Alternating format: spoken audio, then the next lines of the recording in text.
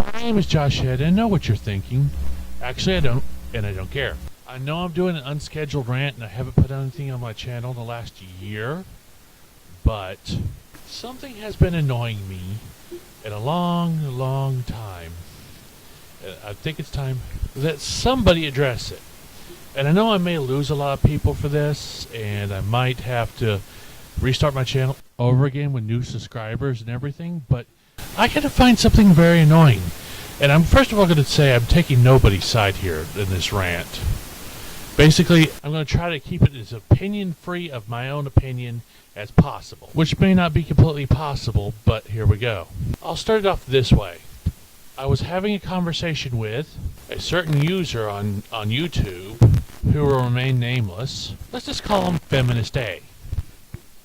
And we were having this discussion about safe spaces and whether they're applicable or should, like, let's say Muslims have their own gym or whatever, and he used this analogy that rubbed me the wrong way, that certain groups, any group can apply here for this example, are being oppressed, so it's okay for them to do punching up, as the example here is. All the oppressors are on top, therefore you can punch up, and if you punch down, then you're doing bad.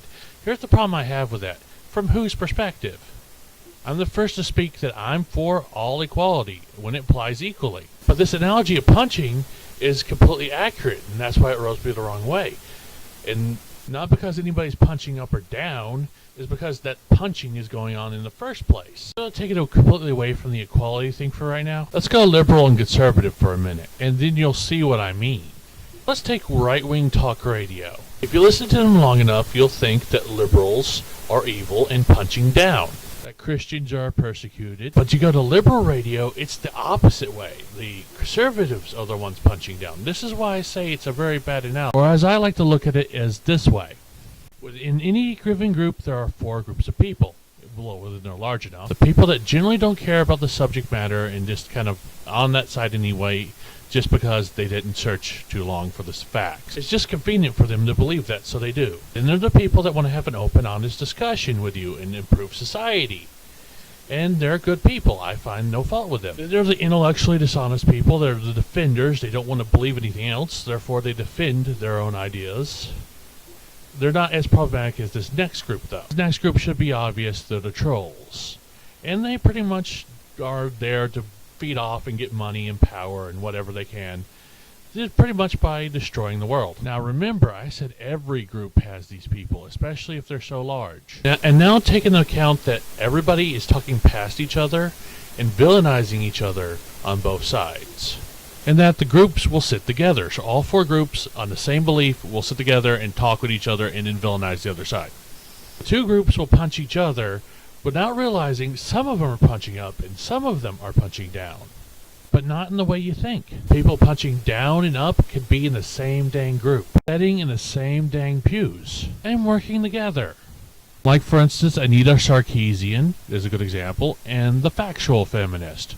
And then I'll throw in this third feminist in there that was very intellectually honest. I almost consider her a feminist, but also consider her pro-Gamergate to a certain extent. These people are all on the same side. It should be clear, at least in my opinion, I know I told you this would be my opinion free, but I think Anita Sarkeesian is punching down and the factual feminist is punching up. Some other person may think it's the other way around. But who's to say, because each side, like an MRA has legitimate complaints, but a feminist also has legitimate complaints. Newsflash, all groups have legitimate complaints about inequalities and stuff. That's what's bringing me to my point.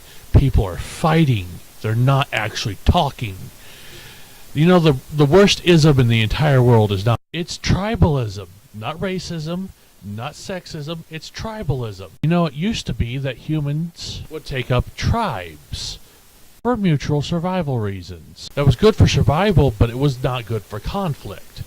Now, if you take the fact that we haven't evolved very far from that at all, but instead of add like country here or conservative or liberal or whatever you want instead of tribe here. And that's why I find this whole punching analogy to be wrong but right. So I want to see what your thoughts are here, and please do reply to me.